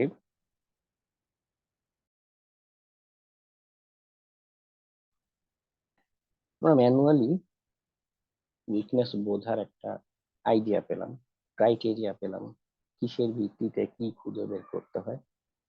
এবার অটোমেটিক টুলস নিয়ে কথাটা বলি। অটোমেটিক টুলস গুলো এরকমই আমাদের মতো খোঁজার ট্রাই করে, জাস্ট প্রোগ্রামেটিক্যালি ট্রাই করে। ওকে, তো অটোমেটিক টুলস কাকে ব্যবহার করা যায়, কোনটা বেটার? বিভিন্ন রকমের টুলস আছে। এই ভুলারবিলিটি অ্যানালাইসিসের জন্য নেক্সাসটা আমরা দেখবো। নেক্সাসেরও কয়েকটা এডিশন হয়, প্রো এডিশন আছে, এক্সপার্ট এডিশন আছে, নেক্সাস প্রোটা নিয়ে দেখবো। এদের ফ্রি এডিশন আছে, নেক্সাস ফ্রি, তবে ওটা হচ্ছে গিয়ে ট্রায়াল, 16টার মতো আইপি অ্যাড্রেস আপনি স্ক্যান করতে পারবেন। যাই হোক, ওটা নিয়ে বার কথা হবে। আরো আছে নেক্সপোজ, একটা বাজারে প্রচলিত, এটাও অনেক প্রতিষ্ঠান ব্যবহার করে, নেক্সাস, নেক্সপোজ, এই দুইটাই বেশি দেখেছি বাংলাদেশে ব্যবহার হতে। আরো অন্য কোনো টুলসও ব্যবহার হতে পারে, যাই হোক। তবে এগুলো বেশিরভাগই গ্রাফিক্যাল টুলস। গ্রাফিক্যাল টুলস হওয়াতে এখানে কমান্ড নিয়ে এত কোনো ঝামেলার কিছু নেই। যেটা হবে, আপনি জাস্ট রান করবেন, অপশন বলাই আছে, জাস্ট কয়েক ক্লিকে কাজ হয়ে যায়। আমি একটু ডেমো দেখাই। আমি অন্য আরেকটা ভিএম ক্রিয়েট করেছি, সেখানে সেটআপটা দিয়েছি। কারণ যেটা হয়, এই টুলস গুলো বলছিলাম এন্টারপ্রাইজ লেভেল টুলস তো অনেক রিসোর্স হাংরি হয়। হ্যাঁ, দেখা যাচ্ছে ওরা বলে যে 8 জিবি র্যাম হলেই এনাফ, রান করতে পারবে, কিন্তু বাস্তবে স্ক্যান দিতে গেলে দেখা যায় যে 16 জিবি র্যাম, মানে যেই ভিএম এ নেসাস রান হচ্ছে, শুধু নেসাসই ওই ওই মেশিন, ওই কম্পিউটার নেসাস ছাড়া অন্য কিছু সেটা নেই, তারপরও প্রায় 16 জিবি মতো র্যাম না দিলে সেই কম্পিউটার কাজ করছে না, কাজ করা যাচ্ছে। স্ট্যান্ড অ্যালোন ডেডিকেটেড কম্পিউটার দেয়া লাগে, অনেক ভারী টুলস এটা। ওকে, যার কারণে আলাদা একটা ভিএমএ সেট আপ দিয়েছি। তো ক্লাসে দেখাবো, ক্লাসে দেখাতে তো বেশি র্যাম দরকার নেই, বা আপনারাও প্র্যাকটিসের সময় 4 জিবি র্যাম বা আপনাদের মেইন উইন্ডোজ যেটা, সেইখানে সেট আপ দিতে পারেন, তাহলে পুরো কম্পিউটারের রিসোর্সটা সে নিবে। ওকে, কিন্তু প্রফেশনাল কাজের ক্ষেত্রে এরকম হেভি কম্পিউটার দরকার পড়ে, আদারওয়াইজ ও লোড নিতে পারে না কম্পিউটার। ছোটখাটো কম্পিউটারে বা ভার্চুয়াল মেশিনে বড় বড় স্ক্যান করতে পারে না। আচ্ছা, এটা অফ করে দিই আমার এই মেশিনটা, সেকেন্ড মেশিনটা রান করে আমি স্ক্রিন শেয়ার দিচ্ছি।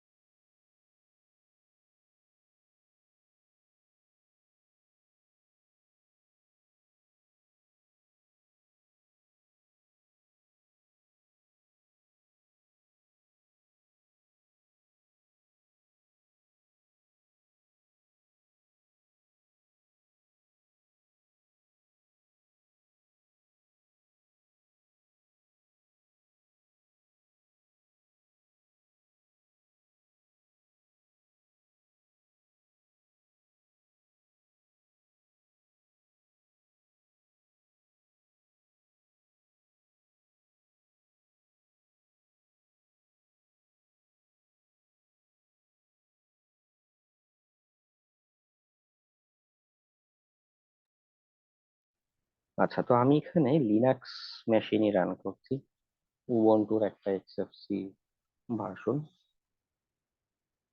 এটা এই নেসাস যেটা উইন্ডোজেও সেট আপ করা যায়, লিনাক্সেও সেট আপ করা যায়, যে কোনো জায়গায় সেট আপ করতে পারেন, একদমই সহজ যাবেন আপনি নেসাস প্রফেশনাল ডাউনলোড গেলেও ডাউনলোড পেজে নিয়ে আসবে।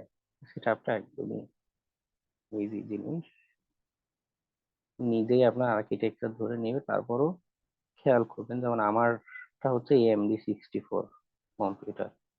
ওকে, তো আমি এটা ডাউনলোড দিয়েছি। ডাউনলোড হয়ে গেলে কই পাবেন আমার এই ডাউনলোড ফোল্ডারের ভিতরে যে নেক্সাস ফাইলটা সেট আপের জন্য জাস্ট ডেবিয়ান ফাইল, তো ডিপিকেজি সুডো ডিপিকেজি -i নেক্সাস, এটা লিখে এন্টার প্রেস করলেই আপনার কি হবে, ওই একাই ইনিশিয়াল সেট আপ নেবে। ও ফাইলও ছোট, কিন্তু এইটার ফাইল 100 মেগাবাইটেরও কম, 70-80 মেগাবাইট মতো। লিনাক্সে 100, উইন্ডোজে 100 মেগাবাইট নেয়। উইন্ডোজের ক্ষেত্রে তার কমান্ড রান করতে হবে না, exe ফাইল ডাউনলোড হবে, ডাবল ক্লিক করবেন, রান হয়ে যাবে। ওকে, তো রান হওয়ার পরে ও কি করবে, টার্মিনালে লাস্টে দুইটা লাইন শো করে। ওই দুইটা লাইন আমি কি করেছি, আলাদা করে কপি করে রেখে দিয়েছি। কেন?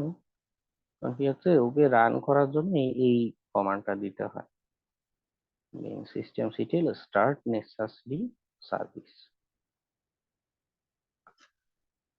নর্মালি সার্ভার কম্পিউটার যেগুলো, ওগুলো তো বন্ধ হয় না, একটানা চলতেই থাকে। তো যেহেতু আমি এই কম্পিউটার অফ করে দিয়েছি, হতে পারে নেক্সাস এর সার্ভিস মানে যেটা সফটওয়্যার ও বন্ধ হয়ে গিয়েছে। ওকে, এর জন্য সতর্কতা হিসেবে আমি দুইটা লাইন সেভ করে রেখেছি, দরকার কি কমান্ড ভুলে যাওয়ার বা এগুলো দিলাম। আমার রুট পাসওয়ার্ড দিলাম, ও রান হয়ে গিয়েছে।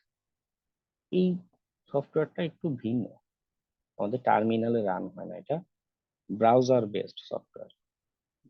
তো কি করতে হবে, আপনার লোকাল হোস্টের এই অ্যাড্রেসে যাবেন। আমার কম্পিউটারের নাম কার্লুক্স বক্স, তাই এই নাম দেখাচ্ছে, আপনি কি লোকাল হোস্ট লিখবেন, জাস্ট ব্রাউজারে যাব, কেটে দিই, এটাও কেটে দিই, 8834 পোর্টে https লোকাল হোস্ট। প্রথমবার হয়তো ওয়ার্নিং দিতে পারে যে আপনার সিকিউরিটি রিস্ক এগুলো, জাস্ট অ্যাডভান্সে ক্লিক করে অ্যাকসেপ্ট করে দিবেন, নাথিং এলস, কিছু না। এখানে একটা অ্যাকাউন্ট ক্রিয়েট করতে বলবো, আমি যেহেতু অলরেডি একটা সেট আপ দিয়েছি, তাই আমার এখানে সেট আপ চাচ্ছে না। আপনাদের ক্ষেত্রে এখানে কি করবে, সেট আপ চাইবে। সেক্ষেত্রে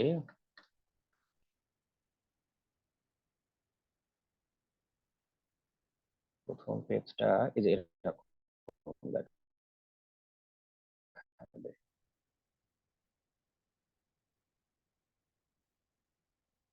এসেছে, আপনারা নেক্সাস কমিউনিটি দিবেন। হ্যাঁ, এখানে হয়তো ছবিটা ফেটে গেছে, অথবা খুব ছোট, চোখে দেখতে পাচ্ছেন না। এখানে প্রথম পেজে এরকম নেক্সাস অপশন আসবে, নেক্সাস এসেনশিয়াল বা কমিউনিটি নাম লেখা থাকবে, ওটা দিবেন। দিলে ও বলবে একটা ইমেল অ্যাড্রেস দাও, সেখানে অ্যাকাউন্ট ক্রিয়েট করতে বলবে। সিম্পল হিসাব, আপনি প্রথম পেজে নেক্সাস কমিউনিটি সিলেক্ট করবেন, ও একটা ইমেল দিতে বলবে, যে কোনো একটা ইমেল দিয়ে অ্যাকাউন্ট ক্রিয়েট করবেন, শেষ।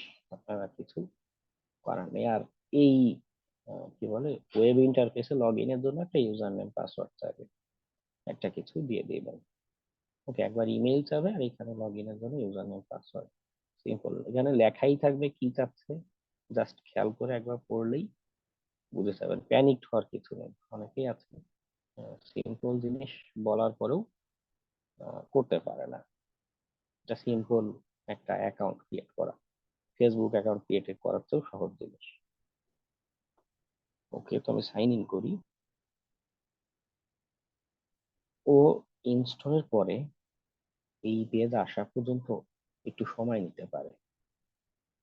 এই যে ফাইল যেটা ডাউনলোড হয়েছিল ডেবিয়ান, ওটা তো ছোট ফাইল 100 মেগাবাইট, কিন্তু সেটআপের পরে প্লাগ ইন ডাউনলোড করে ওর নিজস্ব প্লাগ ইন, ওটাতে অনেক টাইম নেয়। ওকে, তুমি তো একদম ফ্রেশ সেটআপ দিয়েছি, কিচ্ছু নেই, একদম ক্লিন। অটোমেটেড স্ক্যানার গুলো কিভাবে কাজ করে, কোথায় কি পাবো? আমরা একটা নিউ স্ক্যানে যাব। এখানে খেয়াল করুন অনেকগুলো স্ক্যানের টেমপ্লেট বানানো আছে। মোস্ট ডিসকভারি করতে পারে, বেসিক নেটওয়ার্ক স্ক্যান আমরা এনম্যাপ দিয়ে যেরকম করতাম সেটা করতে পারে, অ্যাডভান্স স্ক্যানটা আমরা মূলত দেখবো, অনেকগুলো কাজ সে করতে পারে। ডাইনামিক স্ক্যান কিন্তু অপশনের কম বেশি, ম্যালওয়্যার স্ক্যান আছে, ওয়েব অ্যাপ্লিকেশন টেস্ট করতে পারি, মোবাইলের জন্য এক্সট্রা পে করতে হবে। এরকম আরো কতগুলো উইকনেসের টেমপ্লেট বানানো আছে, কমপ্লায়েন্স থেকে আরো কতগুলো টেমপ্লেট বানানো আছে। পিসিআই আর এমডিএম এর জন্য ওরা এক্সট্রা পে করতে বলে, নর্মাল লাইসেন্সের সাথে আসে না। ওকে, সবগুলোর টেমপ্লেট কাস্টমাইজেশন একই রকম, অ্যাডভান্সটা পারলে তখন বেসিক বা ওয়েব এগুলো আমরা নিজেরাই পারবো। ওকে, তো আমি অ্যাডভান্সটা দিয়ে দেখাই, অ্যাডভান্স পারলে তখন বেসিক পারবেন। তো একদম শুরুতে আমার এখানে একটা নাম দিতে হবে, যে একটা স্ক্যান যে করছি এটা একটা নাম, এটা একটা নাম দিলাম টেস্ট 241। এই জায়গাটা হচ্ছে টার্গেট বলে দিতে হবে, কতগুলো আইপি অ্যাড্রেস দিতে পারবো, এটা লাইসেন্সের উপর ডিপেন্ড করে। ওকে, লাইসেন্সের তথ্যটা পাবেন কোথায়? সেটিংস, এই যে এইখানে।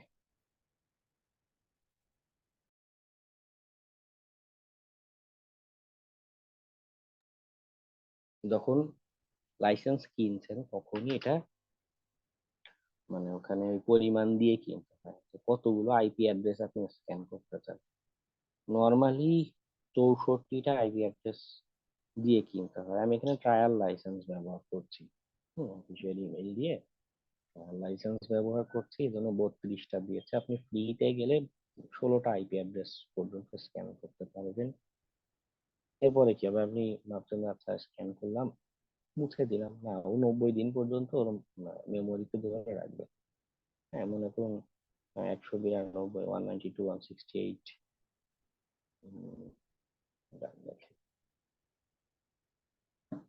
সাপোজ এরকম স্ক্যান করেছেন 0.1,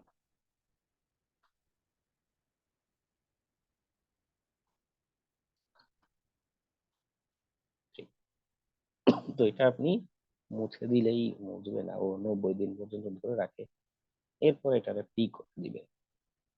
ওকে, এই যে আইপি অ্যাড্রেস স্ক্যান দিচ্ছেন, লিস্ট আকারে দিচ্ছেন, আপনার লিমিট যেটা আমার এখানে 32টা লিমিট, এবং 32টা আইপি অ্যাড্রেস আমি ব্যবহার করতে পারবো বা স্ক্যান করতে পারবো। আইপি বা হোস্ট নেম যেটাই দিই 32টা পর্যন্ত দিতে পারবো নিউ, এরপরে আর কোনো নতুন দিতে পারবো না, আমাদের টাকা দিয়ে পেমেন্ট করতে লাইসেন্স কিনতে হবে। ফ্রিতে হচ্ছে এই লিমিটেড হচ্ছে 16টা, যতদূর আমার মনে পড়ে ফ্রিতে 16টার মতো হোস্ট অ্যাড করতে দেয়। ওকে, আমরা এখানে একটা লাইভ একটা সাইটের নাম দিই test.com। ওকে, কি কাজ করবে, যদি চাই যে একটা ফাইল আকারে ফাইলে সব হোস্ট নেম টেম লিখে আপলোড করবো, সেটাও করা পসিবল, আপলোড ফাইল। এরপরে শিডিউল, যদি চাই যে আমার স্ক্যানটা প্রতিদিন প্রতি সপ্তাহে একটি নির্দিষ্ট সময় পর পর রান হবে, সেক্ষেত্রে আমার এই জায়গায় এসে ফ্রিকোয়েন্সি সিলেক্ট করতে হবে। তাহলে কি হবে, আমার ম্যানুয়ালি প্রত্যেক সপ্তাহে এই টুলস আবার কনফিগার করা লাগবে না, ও একাই রান করবে। সার্ভার কম্পিউটার অলওয়েজ ওপেন থাকে, এই টুলসও চলতে থাকে একার মতো একা, যেই সময় বলবো, যেই দিন বলবো, শুক্রবার যদি বলি শুধু শুক্রবার দিন এই 11:30টার সময়, রাত 11:30টায় স্ক্যান রান হবে। শিডিউলের কাজ, নোটিফিকেশন কোথায় এই জায়গায় আপনার শো করবে। আর যদি, তবে এখানে এসএমটিপি সার্ভার কনফিগার থাকা লাগে, এটা হচ্ছে নেটওয়ার্ক অ্যাডমিন এগুলোর ইনফরমেশন দিয়ে থাকে নর্মালি, যদি থাকে তাহলে ইমেইলে নোটিফিকেশন যাবে। ডিসকভারি অংশে হচ্ছে মানে আপনি কি কি ডিসকভারি করতে চান, কোনো এক্সট্রা কমান্ড টমান্ড কিছুই দেওয়া লাগে না, প্রত্যেকটার পাশে বর্ণনাও দেওয়া আছে কি কাজ করবে। আপনি কি এটা করতে চান? হ্যাঁ, যদি না চান আনচেক করে দিন, চেক অথবা আনচেক, সিম্পল হিসাব। ইউডিপি স্ক্যান করতে চাইলে দিবেন ইউডিপি স্ক্যান করবে। ওকে, যদি নেটওয়ার্ক প্রিন্টার টিন্টার থাকে ওরা তো এত প্রেসার নিতে পারে না, যদি থাকে এবং ওগুলো স্ক্যান করতে চান সেক্ষেত্রে সিলেক্ট করে দেবেন, আদারওয়াইজ আনসিলেক্ট।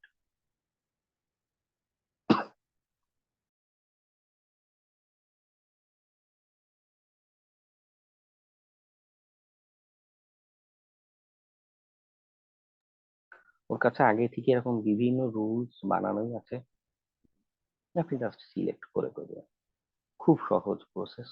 যদি টিসিপি স্ক্যান করতে চান দিবেন, এখানে যদি কোনো ফায়ারওয়াল ডিটেকশন ওভাররাইট করতে চান, অ্যাগ্রেসিভ ডিটেকশন, ডিসেবল ডিটেকশন, যে যে অপশন দিবেন সব নাম বর্ণনা লেখাই আছে, নাথিং এলস। সার্ভিস ডিসকভারি, নিজেই সব সার্ভিস ডিসকভারি কাজ করবে। যদি এসএসএল এর সার্টিফিকেট রিলেটেড কিছু খুঁজতে চান নিতে পারেন। আইডেন্টিটি অ্যাক্টিভ ডিরেক্টরি যদি থাকে, উইন্ডোজ টার্গেট যদি হয় সেই ক্ষেত্রে এটা সিলেক্ট করে দিতে পারেন। অ্যাসেসমেন্টে কি কি অ্যাসেসমেন্ট সে করবে,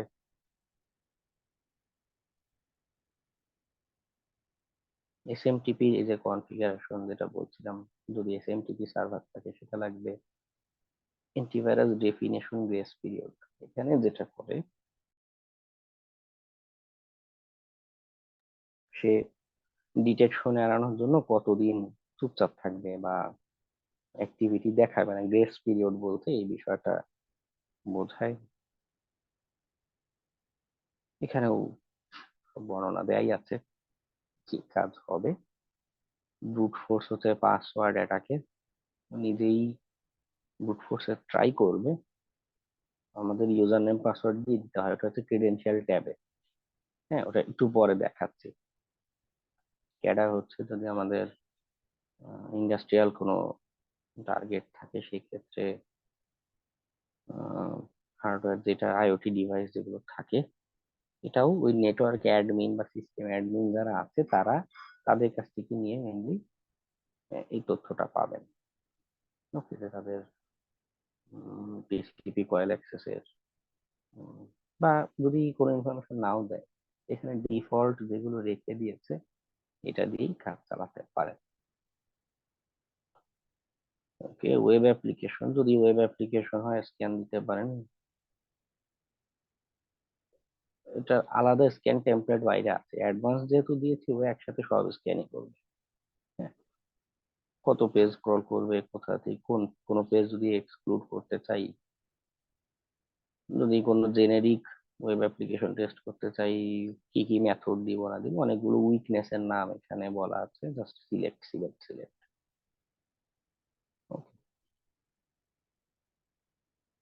উইন্ডোজের ক্ষেত্রে এগুলো খুব কমন, রেখে দিব, বা যদি না দিতে চাই কাজের ক্ষেত্রে ডিপেন্ড করবে। ম্যালওয়্যারের ক্ষেত্রে আবার কাহিনী আছে একটা, রুলস ইয়ারা রুলস আলাদা একটা ফাইলে লিখতে হয়, এটা মেনলি থ্রেট হান্টিং টিম বা ম্যালওয়্যার অ্যানালিস্ট যদি থাকে এরা এই তথ্যগুলো দেয়। যদি আপনার টিমে না থাকে বা ক্লায়েন্ট প্রোভাইড না করে তখন এটা ধরার দরকার নেই, ডাটাবেস সে নিজেই ডিটেক্ট করে স্ক্যান করবে। যদি ওরাকল ডাটাবেস হয় সেক্ষেত্রে এসআইডি ডিটেক্ট দিতে পারেন, না দিলেও চলবে। ও নিজেই রিপোর্ট জেনারেট করে দেবে, স্ক্যান শেষে কি কি পেলো না পেলো, রিপোর্টে কি কি দেখতে চান না জাস্ট সিলেক্ট করবেন। অ্যাডভান্সে গেলেও এখানে আরো কতগুলো জাস্ট অপশন দেওয়া যায় কি কি দিতে চাচ্ছেন। যদি এটা দেন র্যান্ডম অর্ডার, কি হয় অনেকগুলো টার্গেট আইপি অ্যাড্রেস যদি পান একদম সিরিয়াল ধরে স্ক্যান দিতে থাকলে ফায়ারওয়াল ব্লক করে দেয়। তো এই জায়গাতে আপনি একটু র্যান্ডম বা এরকম করে দিতে পারেন।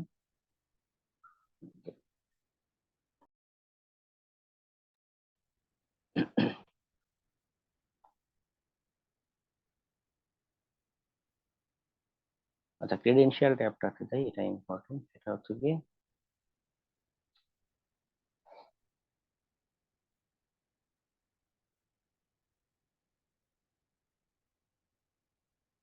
আমাদের এই যে সাইটটা, আমাদের এইচটিটিপি কোথায় গেল, এইচটিটিপি অল, এই যে এইচটিটিপি, কিন্তু ওয়েব অ্যাপ্লিকেশন অন্যান্য গুলোর ক্ষেত্রে এরকম আলাদা, প্রত্যেকটার আলাদা আলাদা লগ ইন অথেন্টিকেশন মেকানিজম আছে। সেটা স্পেসিফিক করে আপনাকে ক্রেডেনশিয়াল দিতে হবে। এটা যদি আপনি ক্রেডেনশিয়াল সহ স্ক্যান দিতে চান, আর যদি না দিতে চান তাহলে এটা স্কিপ করবেন। ওকে, কিভাবে দিবেন, এখানে যেমন শুধু এইচটিটিপির ক্ষেত্রে এই জায়গায় ফরম্যাট বলাই আছে, user name password log in form যদি হয়, বা কুকি ইম্পোর্ট হয় তাহলে কুকি ফাইল এখানে দিতে হবে। হ্যাঁ, অনেকগুলো মেথড টেকনিক এখানে সাপোর্ট করে। আপনার ক্লায়েন্ট যেইভাবে আপনার ইউজার নেম পাসওয়ার্ড দিবে সেইভাবে এখানে অ্যাড করবেন, সিম্পল। যদি অ্যাড না করেন একটু খেয়াল করে রিমুভ করে দিবেন এখানে। হ্যাঁ, অনেকে কি করে খেয়াল করে রিমুভ করে না, লিস্টে কিন্তু এইচটিটিপি অ্যাড হয়ে আছে, আপনি পাসওয়ার্ড দেন না, লিস্টে তো অ্যাড করেছেন, তখন টুলস ইরর করা শুরু করে। হ্যাঁ, তখন মাথা খারাপ হয়ে যেতে হয় যে কোথা থেকে ইরর আসছে বোঝার বাধা নেই। ওকে, এইচটিটিপি দেখলাম। আবার সেখানে যেমন এসএসএইচ ছিল, এটা যদি যাই,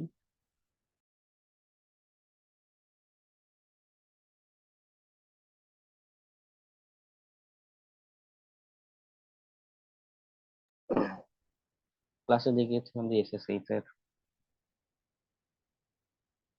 ইউজার নেম পাসওয়ার্ড দরকার পড়ে, সেই মেকানিজম আছে। এখানে যদি এসএসএইচ দিতে চাই, যদি থাকে যে এই টার্গেটে এসএসএইচ আছে, ইউজার নেম পাসওয়ার্ড দিয়ে দিন। কয়েকটা এসএসএইচ এর ওরকম কতগুলো ওয়ে আছে। ক্লায়েন্ট আপনাকে যেটা যেভাবে দিবে জাস্ট এখানে অ্যাড করে দেবেন, দিলে কি হবে, এই ইউজার নেম পাসওয়ার্ড দিয়ে টুলস লগ ইন করে স্ক্যান করবে, সিম্পল। আর যদি না দেন খেয়াল করে রিমুভ করে দেবেন। এখানে অনেকগুলো এরকম কি বলে প্রোটোকল হয়, টেমপ্লেট হয়, যেইটা যেটা আছে, হুম, যেটা আপনার ওখানে টার্গেটে অ্যাভেলেবল আছে, ক্লায়েন্ট যেটা স্ক্যান করতে বলছে, ক্রেডেনশিয়াল দিচ্ছে, খেয়াল করে সেটা অ্যাড করে দিবেন। ওকে। আচ্ছা, কমপ্লায়েন্স এর ক্ষেত্রে এটা হচ্ছে বিভিন্ন স্ট্যান্ডার্ড, আন্তর্জাতিক স্ট্যান্ডার্ড আছে, সেটা মেনটেন করতে হয়। যদি কোনো কমপ্লায়েন্স চেক করতে চান, সেটা কোনো ডাটা দিতে চান, অ্যাড করবেন।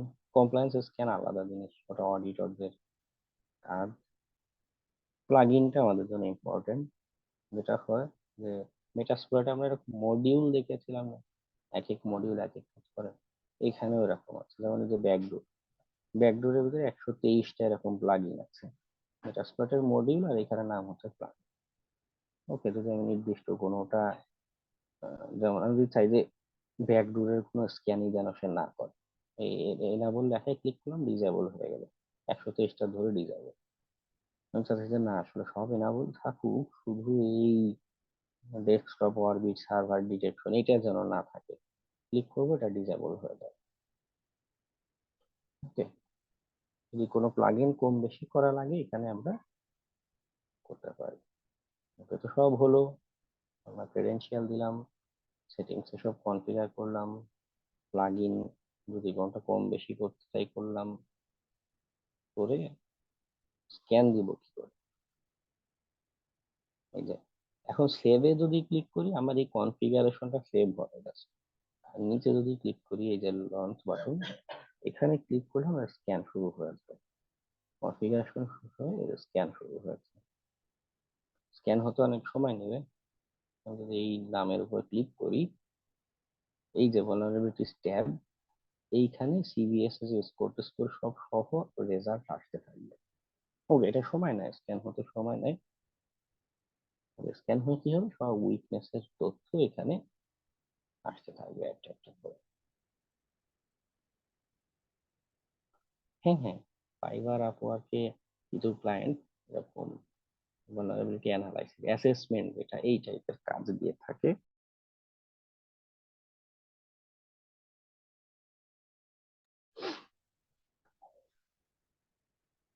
কিন্তু এই অ্যাসেসমেন্টের কাজ তুলনামূলক সহজ হওয়াতে কম্পিটিশনও অনেক বেশি। তারপরেও খুঁজে দেখতে পারেন অনেকেই। তবে এটা এখন মার্কেট প্লেসের চেয়ে ইন হাউস কি বলে পেনেট্রেশন টেস্টার বা সিকিউরিটি ইঞ্জিনিয়ার হায়ার বেশি ফোকাস দেয়। আমি যেটা দেখেছি মানুষের ক্ষেত্রে মার্কেট প্লেসের তুলনায় যারা জব করেও তাদের বেশি দরকার পড়ে। মার্কেটের ট্রেন্ড পাল্টায়।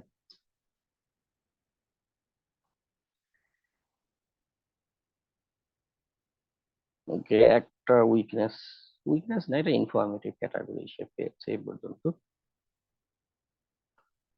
ওকে, আচ্ছা আমি ব্যাক টু স্ক্যানে যাই। আমি যদি এখানে পজ বাটনে ক্লিক করি স্ক্যান পজ হয়ে যাবে। আবার এখানে একটু পরে রিজুম বাটন আসবে, রিজুম করতে পারি, এই অবস্থায় পজ করতে পারি, অথবা স্ক্যানটা স্টপে যদি ক্লিক করি টার্মিনেট হয়ে যাবে।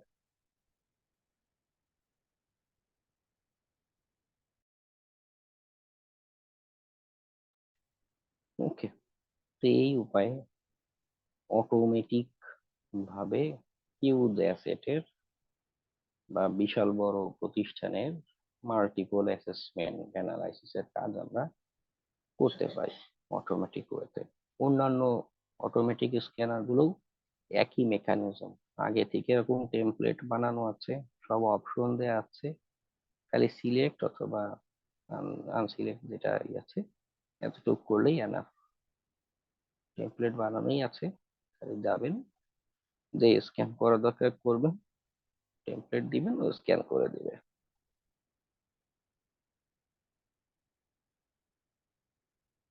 ওকে,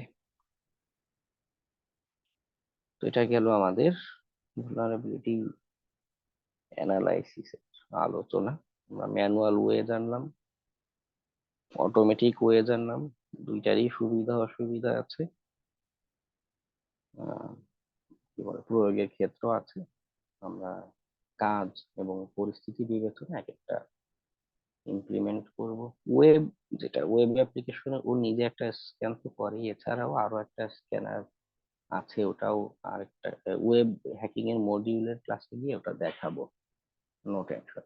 ডেডিকেটেডলি ওয়েব রিলেটেড আরো কয়েকটা স্ক্যানার আছে, ওগুলো বেশ ভালো কাজ করে এবং ফ্রি। যেরকম পেইড, ওগুলো পেইড না, ফ্রি অল্টারনেটিভ আছে। ওয়েবের ক্ষেত্রে ভালো ভালো অল্টারনেটিভ আছে, সেটা ওয়েব হ্যাকিং এর ক্লাসে গিয়ে আলোচনা করব। ওকে,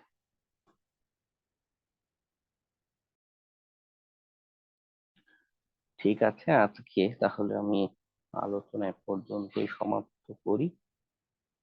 আমরা নেক্সট ক্লাসে সিস্টেম অ্যাক্সেস নিয়ে আলোচনা শুরু করব, অথবা ল্যাব ক্লাস করতে পারি আমরা একটা।